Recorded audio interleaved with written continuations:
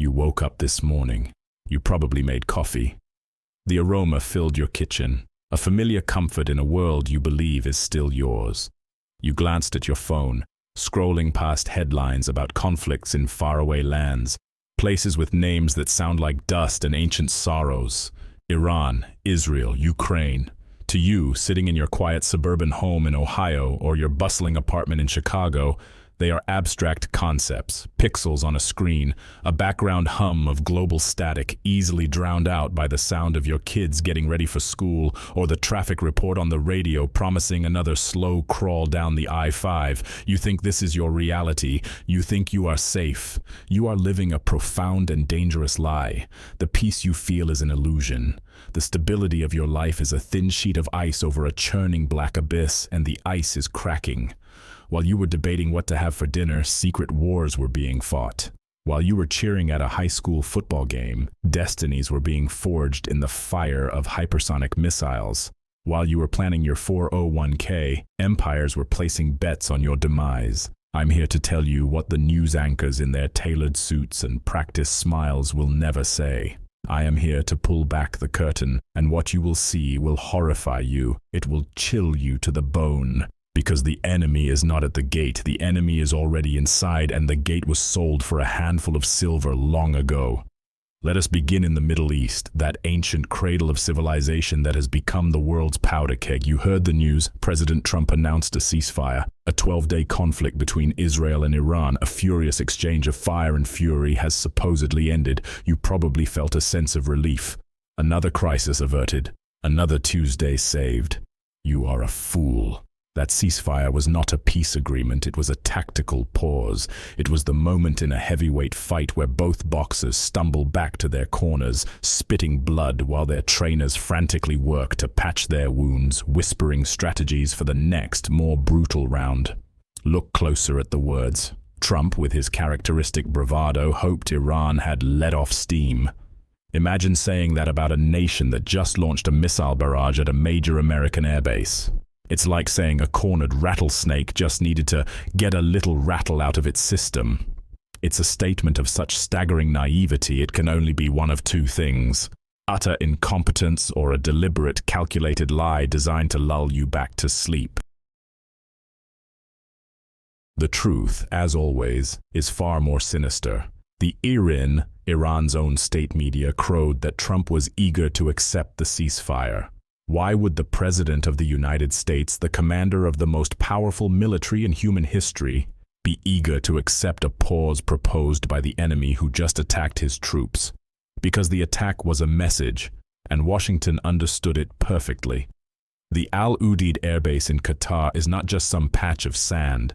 It is the nerve center of American military operations in the region. It is a symbol of American power, a fortress of steel and technology planted in the heart of the Arab world. When Iranian missiles slammed into its perimeter, it wasn't just a military action.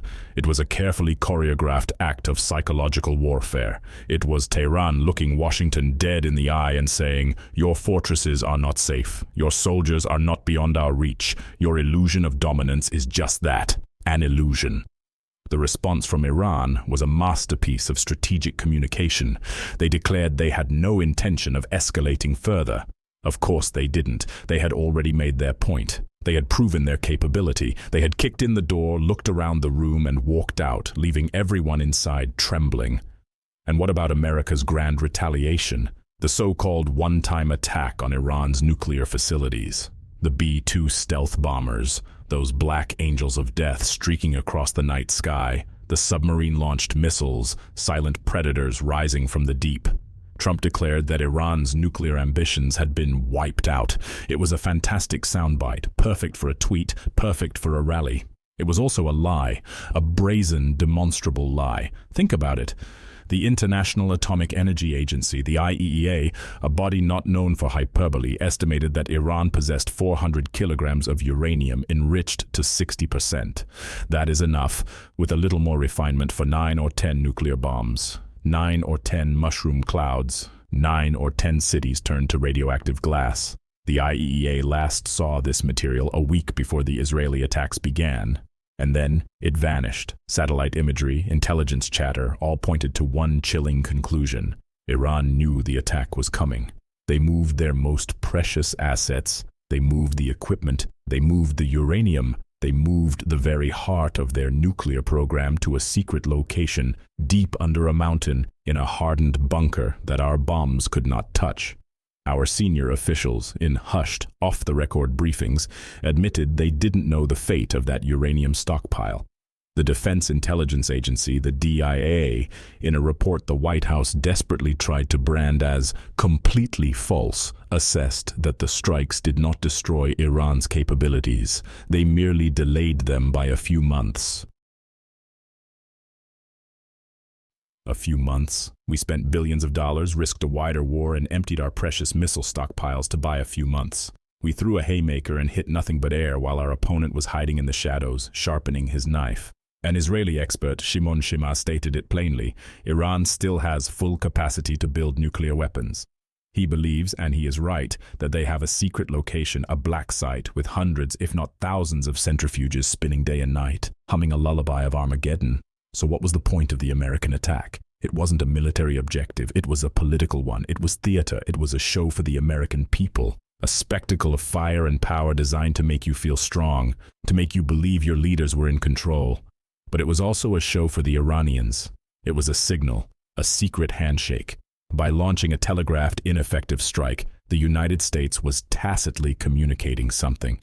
It was saying, we have to be seen to do something. We will make a lot of noise. We will break some windows, but we will not touch your queen. We will not take you off the board. This is the dirty secret of the ceasefire. It wasn't a truce. It was an understanding. A backroom deal brokered by Qatar, where America gets to look tough without starting a real war before an election, and Iran gets to keep its nuclear program, now more hidden and more protected than ever before. And who is the sacrificial lamb in this grand bargain? Israel. The Israelis are not fools. They know exactly what happened. Defense Minister Yoav Gallant didn't celebrate the ceasefire. He immediately accused Iran of violating it and ordered a fierce attack.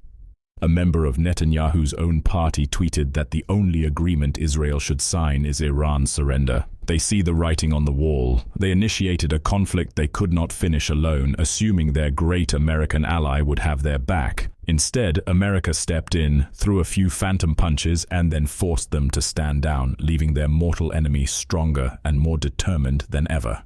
Former Finance Minister Avigdor Lieberman's warning is not a political statement. It is a prophecy etched in stone.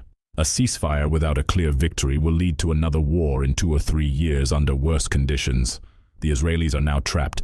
They showcased the technological marvel of their multi-layered defense system, the Iron Dome, David's Sling, the Arrow. They intercepted 95% of the incoming threats, an incredible achievement. But what about the other 5%? That 5% is the stuff of nightmares for every Israeli citizen. That 5% was the Fatah-1 hypersonic missile, a weapon that moves so fast it defies the laws of physics as we understand them. It is a ghost, a wraith that our most advanced systems cannot track, let alone intercept. It penetrated the sacred shield. It caused damage in Tel Aviv and Haifa. It was a warning shot from the future. Iran demonstrated that it possesses a key that can unlock Israel's greatest defense, and now, thanks to this sham ceasefire, they have all the time in the world to make more keys. The fear in Tel Aviv today is palpable. It's not the fear of a conventional army marching across the border. It's a deeper, more existential dread. It's the fear of the unknown. It's the knowledge that a weapon exists that you cannot stop. It's the understanding that your greatest ally has just sold you down the river for political expediency. It's the horrifying realization that you are, for the first time in a long time, truly alone, and the fallout from this betrayal is already washing up on our own shores. The White House is preparing for a worrying scenario. The Department of Homeland Security has issued a special bulletin. They are warning of a rising domestic terrorism threat. Why? Because Iran does not just fight with missiles, it fights with proxies, it fights with agents, it fights in the shadows. For years they have been embedding sleeper cells throughout the West, in Dearborn, Michigan, in Houston, Texas, in quiet suburban neighborhoods that look just like yours. These are not wild-eyed fanatics, they are patient, disciplined operatives. They are your neighbor. They are the guy who runs the corner store, They are the student at the local university, and they have just been given their activation orders. Iran has publicly threatened comprehensive and systematic retaliatory strikes, vowing to use every tool at its disposal. That is not empty rhetoric. That is a promise. And the FBI knows it. In a move that should send a cold spike of terror down your spine, the Bureau has ordered the redeployment of its counterterrorism agents.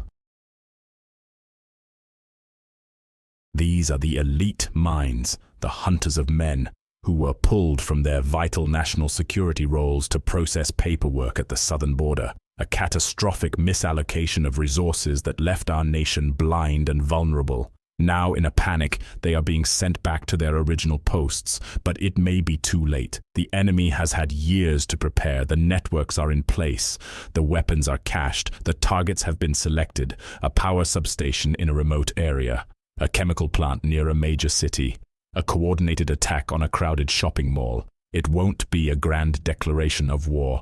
It will be 1,000 small cuts designed to bleed us, to terrorize us, to turn our lives into a landscape of fear and suspicion. This is the price of the peace that was just declared. It is a peace built on lies and betrayal, a peace that has emboldened our enemies and terrified our allies, a peace that has traded a future of security for a moment of quiet, but it is the quiet of the forest just before the wolf attacks. It is the silence of the ocean as it pulls back before the tsunami. Do not be comforted by it, be terrified. Now let us turn our gaze to the east, to the blood-soaked fields of Ukraine. While your attention was expertly diverted by the fireworks in the Middle East, a far more significant and strategic conflict was grinding on, a war of attrition that the West is catastrophically losing. Vladimir Putin is playing chess while we are playing checkers, and he is 3 moves from checkmate. You hear reports of Russian advances. You see the lines on the map shifting slowly, but you do not comprehend the scale of it. This is not a war of maneuver. This is a meat grinder. It is a First World War-style conflict of industrial-scale slaughter designed with a single brilliant and malevolent purpose: to bleed the West dry. Every javelin missile, every artillery shell, every air defense system we send to Ukraine is a weapon we no longer have. Putin is not trying to conquer Kyiv in a week. He is playing a long game. He is forcing NATO to empty its arsenals into the Ukrainian furnace. He is turning Ukraine into a strategic black hole, sucking in Western military hardware at an unsustainable rate. Consider the report that U.S. warships are depleting their SM-3 interceptor missile stockpiles at an alarming rate while protecting Israel. Each of those missiles costs up to $30 million. $30 million of your taxpayer money fired into the sky to shoot down a drone that might cost a few $1,000s to build. It is a fool's bargain. Admiral James Kirby admitted the usage rate is very high. Senator Brian Schatz asked the terrifyingly simple question: does the Navy have enough missiles for other global threats? The answer is no. The Navy knows it, the Pentagon knows it, and most importantly, China knows it. For years, Navy leaders have been screaming from the rooftops that they need significantly more SM-3S to counter the colossal ballistic missile arsenal of the People's Republic of China. The Pacific is the main event. Taiwan is the prize, and yet our 2025 defense budget initially cut the purchase of these very missiles. We are burning through our inventory to protect an ally in one theater with no concrete plan to replenish it, while our primary adversary in another theater watches and smiles. Putin has engineered a strategic crisis that forces America to disarm itself. It is a masterstroke of geopolitical judo, using our own commitments and our own power against us. And on the ground in Ukraine, the reality is even more grim. Putin stated that his forces are advancing along the entire front line. He claims Ukrainian units are at 47% strength. Western and even Ukrainian military experts are forced to concede the pessimistic reality. They cannot stop the Russian advance. They do not have the reserves. For every soldier Ukraine loses, Russia replaces them, feeding an endless stream of men into the grinder. They are encircling Ukrainian units like the one in Novoekonomikne, cutting off their retreat. They are closing in on Pokrovsk, a vital rail hub. When Pokrovsk falls, and it will fall, the entire Ukrainian supply line for the Eastern Front will collapse. What is Ukraine's response? They have announced the mass production of a new ballistic missile, the Sapsan, a Peregrine Falcon. It can fly at hypersonic speeds. It is a remarkable technological achievement for a nation under siege.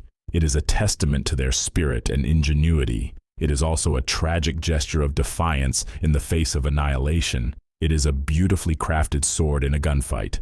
The Sapsan may strike a Russian airfield. It may destroy an Iskander launcher. It will make for a great propaganda video, but it will not stop the tide. It cannot replace the tens of thousands of soldiers lost. It cannot plug the gaping holes in the front line. It is a cry of defiance from a drowning man. And look at the response from their so-called allies. The United Kingdom, that great bastion of European strength, announced a new £70 million aid package. It sounds impressive until you read the fine print. That money is coming from the interest on frozen Russian assets. It's not even their own money. It's a symbolic gesture. And in the very next breath they announced they are withdrawing all their officers involved in training from Ukraine, citing safety concerns. And they are suspending military aid, citing high costs and logistical limitations. This is the language of retreat. This is the sound of an ally cutting their losses. They see the writing on the wall. They know the cause is lost. They're quietly packing their bags and sneaking out the back door while they still can. The entire Ukrainian project has been a catastrophic strategic blunder for the West. We were promised that sanctions would cripple the Russian economy. Instead, Russia's economy is on a war footing and growing, while Europe faces deindustrialization and crippling energy prices. We were promised that Russian forces were incompetent and ill-equipped. Instead, they have adapted, learned, and are now systematically dismantling the Ukrainian army. We were promised that this war would unite and strengthen NATO. Instead, it has exposed our hollowed-out militaries, our depleted stockpiles, and the deep, bitter divisions within the alliance. Hungarian Prime Minister Viktor Orban, often dismissed as a pariah, is speaking a hard truth. He sees that these conflicts are devastating Europe. He and Slovakia are fighting against sanctions that would commit economic suicide by cutting off all Russian energy. They are desperately trying to protect their people from the hyperinflation and social unrest that would follow. They are being called Putin's puppets for doing so, but they are simply the canaries in the coal mine, gasping for air while the rest of Europe marches proudly toward the abyss. This brings us to the farcical NATO summit in The Hague. The summit that was meant to showcase unity and resolve in the face of Russian aggression. Instead, it became a stage for American betrayal. President Trump, when asked about Article 5, the sacred heart of the alliance, the one for all for one promise, gave an answer that should freeze the blood of every European leader. He said, "There are many definitions of Article 5. I will give the precise definition when I get there. Let me translate that for you. That is the sound of a contract being torn to shreds. That is the leader of the free world turning a sacred treaty obligation into a negotiation. That is him telling our allies, your security is not guaranteed. It is conditional. It depends on my mood. It depends on what's in it for me." He is turning NATO from a military alliance into a protection racket. The new core defense spending target of 3.5% of GDP is not about deterring Russia. It is a tribute payment. It is the price European nations are now being told they must pay to keep America from abandoning them entirely. NATO Secretary General Jens Stoltenberg tried to put a brave face on it, emphasizing that deterrence relies on actual deployment of forces. But everyone in that room knew the truth. The emperor has no clothes. The American security guarantee, the bedrock of European peace for 75 years, is now a maybe. It is a question mark. And Putin heard it loud and clear. He knows that the American commitment is fractured. He knows that the alliance is brittle. He knows that his strategy of attrition is working not just on the battlefield, but in the halls of power in Brussels and Washington. And while he grinds Ukraine down and fractures NATO, his silent partner watches from the east, China, the true beneficiary of all this chaos. Every American missile fired in the Middle East, every shell sent to Ukraine, every dollar spent propping up the European security order border is a gift to Beijing. We are fighting yesterday's wars and today's wars, while China is methodically preparing for tomorrow's. They are the silent dragon, watching its rivals exhaust themselves, patiently waiting for the moment to strike. Their strategy is not one of bombs and bullets, not yet. It is far more insidious. It is the Vandai Vakon, the Belt and Road. You have been told this is an infrastructure program, a new Marshall Plan. It is a network of debt traps. It is economic colonialism on a global scale. Every port they build in Africa, every railway they lay in Asia is not a gift. It is a shackle. It is a link in a chain that binds nations to Beijing's will. They are creating a world where they control the arteries of global trade, where they can turn off the tap to any nation that defies them. They are building a silent empire, one contract at a time, and they are waging war on us right here at home. The race for 5G and artificial intelligence is not about faster downloads for your Netflix movies. It is a war for control of the 21st century's central nervous system. The company that controls the network controls the data. The company that controls the data controls the world. Huawei is not just a tech company, it is an arm of the Chinese Communist Party's intelligence service. Every piece of their hardware installed in a network is a potential backdoor, a kill switch that could paralyze a nation's infrastructure on command. Every user on an app like TikTok is an unwitting data provider for the most sophisticated surveillance state in human history. They are mapping our social networks, our preferences, our weaknesses, building a psychological profile of our entire population to be used against us. This is the multi-front war we are losing, a hot war of attrition in Europe, a shadow war of assassination and proxy conflict in the Middle East, and a cold war of technology and economics with a rising superpower that is playing a game so long and so subtle that our own leaders cannot even comprehend its rules. And what is America's condition as it faces these existential threats? We are a nation in decay, a hollowed-out superpower. President Trump's trade policy was supposed to bring jobs back, but economists point out the serious flaw: we lack the labor. Our manufacturing base was hollowed out decades ago. We sold our factories and our expertise for cheap goods from China. Now we are trying to rebuild, but the foundations are gone. We are witnessing the surreal spectacle of the administration reversing its own mass layoffs of federal civil servants. The very people who were dismissed as deep state bureaucrats are now being rehired in a panic because essential services are collapsing. The National Weather Service, the CDC, the Voice of America. These are not bloated agencies, they are vital organs of a functioning state, and they were gutted, leaving us blind and unprepared for crises. The FBI's panicked redeployment of agents is the most glaring example.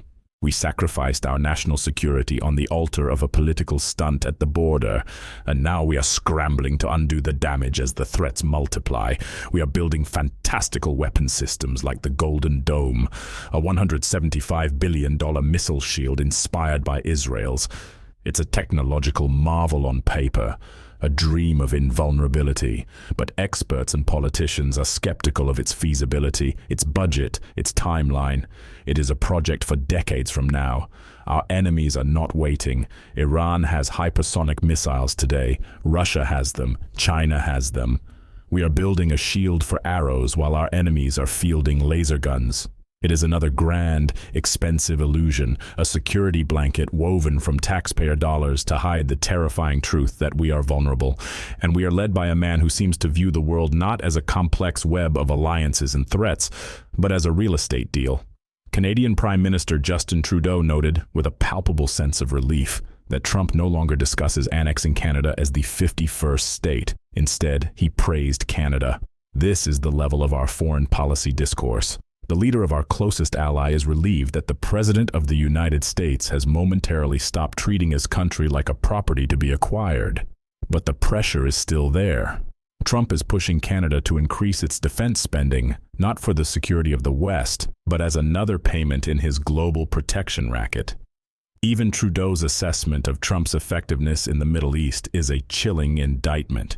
He cites Iran's proportional and de-escalatory response as a success.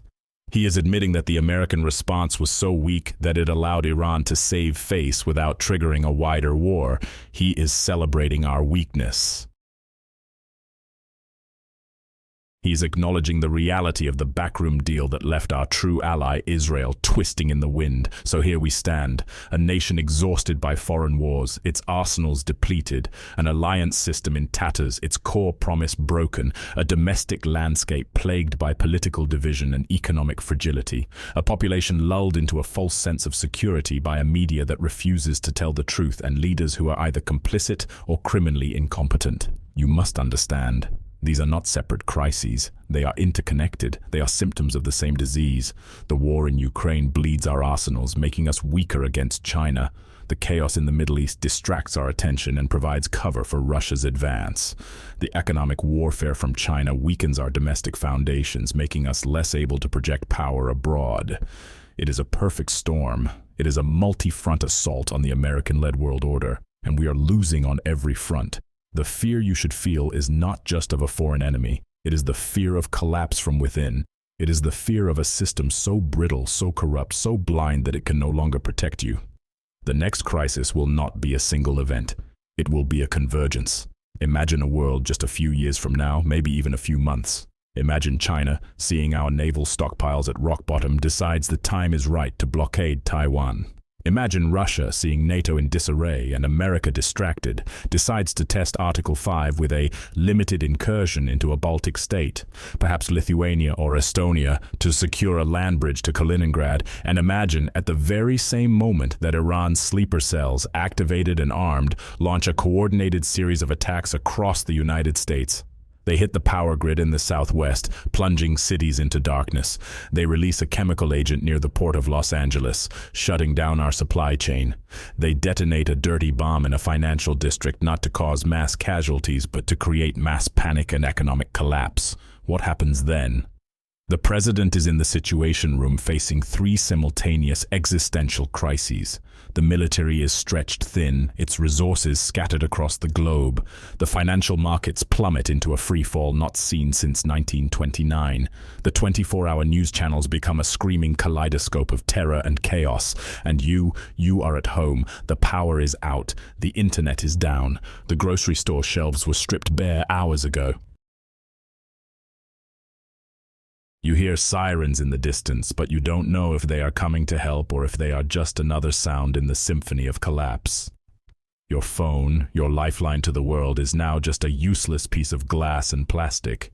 You are isolated. You are afraid. You are realizing in the terrifying darkness that the world you knew is gone forever. This is not a Hollywood script. This is not a work of fiction. This is the logical endpoint of the path we are on. This is the future our leaders are building for us, brick by brick, lie by lie. They are selling you a dream of peace and prosperity, while they are presiding over the dismantling of the very systems that made that dream possible. The suspicious end of the first battle between Iran and Israel, as the analyst Pepe Escobar called it, is the key. It was not an end, it was a beginning. It was the moment the world lurched onto a new, more dangerous track. The old rules are gone.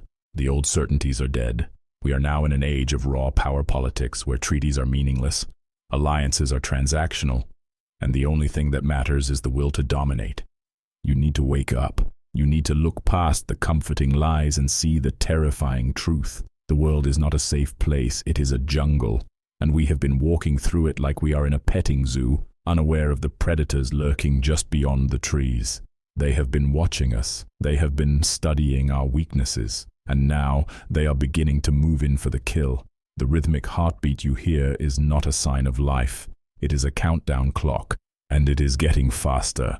The fear is not just a feeling, it is a survival instinct. It is the rational response to an irrational world. The horror is not in the future, it is in the present. It is in the realization that the foundations of your world are made of sand, and the tide is coming in.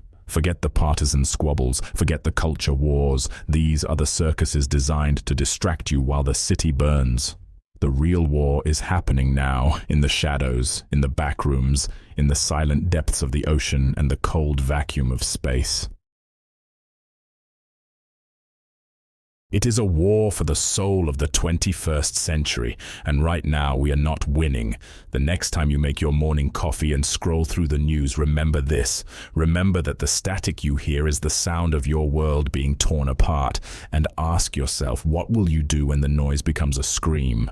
The quiet conversations happening inside the Pentagon are not about victory. They are about mitigation. They are about how to manage a decline, how to absorb a catastrophic blow, a navy that cannot guarantee control of the seas, an air force whose stealth advantage is eroding, an army built for counterinsurgency, now facing peer adversaries with advanced artillery and electronic warfare.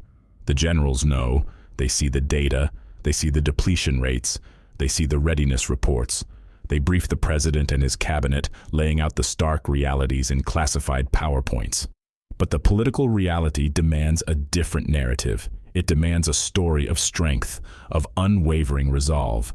So the truth is buried under layers of patriotic rhetoric and optimistic projections. Think about the human cost of this strategic blindness. Think about the young sailor on a destroyer in the Red Sea. He's on his third consecutive deployment. He hasn't seen his family in almost a year. He spends his days staring at a radar screen, his nerves frayed, waiting for the blip of an incoming missile. He launches a multi-million-dollar interceptor, a marvel of engineering, to destroy a crude drone assembled in a Yemeni workshop. He feels a momentary rush of success, but he also knows that for every drone he kills, there are 100 more waiting. And he knows that his ship's VLS cells, the vertical launch systems that hold those precious missiles, are getting emptier and emptier. He is a pawn in a global game he doesn't fully understand, burning through the nation's strategic reserves to play defense in a tertiary theater of war. Now shift your focus to a Russian artilleryman outside Chasiv Yar. He is not a super soldier. He is probably a conscript from some forgotten industrial town in the Urals, but he is part of a relentless machine. His job is simple: load the shell, fire the gun, and repeat all day, all night. He is not concerned with sophisticated strategy. He is an instrument of attrition. He knows that for every shell he fires, the West has to dig deep into its own shrinking stockpiles to send a replacement to the Ukrainian side. He is not just fighting the soldiers in the trench across from him. He is fighting the factories in Scranton, Pennsylvania. He is fighting the logistics officers in Ramstein, Germany, and he is winning. He is winning because his political masters have a clarity of purpose that the West has lost. Their goal is not just to conquer Ukraine. Their goal is to break the will of the West, to expose its military hollowness, to demonstrate to the world that the American-led order is a paper tiger.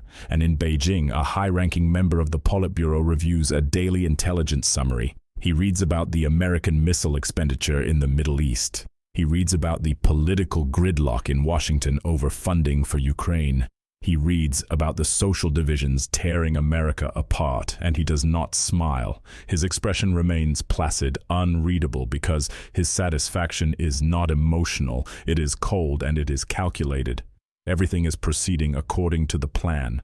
The barbarians are fighting amongst themselves, exhausting their strength, just as Sun Tzu predicted centuries ago. China's time is coming. They do not need to fire a shot. They simply need to wait. They will continue to build their navy, the largest in the world. They will continue to perfect their hypersonic missiles. They will continue to weave their web of economic and technological control. And when the West is finally on its knees, exhausted and broken, they will step forward to dictate the terms of the New World Order.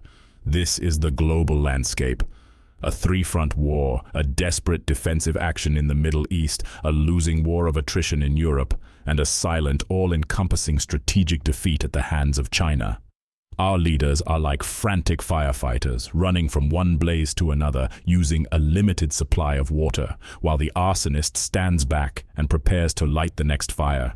The true horror lies in the banality of our own domestic discourse. We are arguing about pronouns while our enemies are building aircraft carriers. We are locked in bitter cultural battles while our adversaries are mapping our critical infrastructure for cyber attacks. We are consumed by the latest celebrity scandal while our strategic stockpiles are being systematically depleted. We are a nation that has lost its sense of proportion, its ability to distinguish between the trivial and the existential. Let's bring this back home, to your street, to your life. The FBI agent who just got pulled back to counter terrorism. What does his life look like now? He's probably sleeping in his office, fueled by stale coffee and a gnawing sense of dread.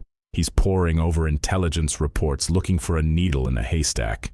He's trying to connect the dots between a wire transfer from a shell company in Dubai, a chemistry student at a community college in New Jersey, and a recent theft of fertilizer from a farm in rural Kansas.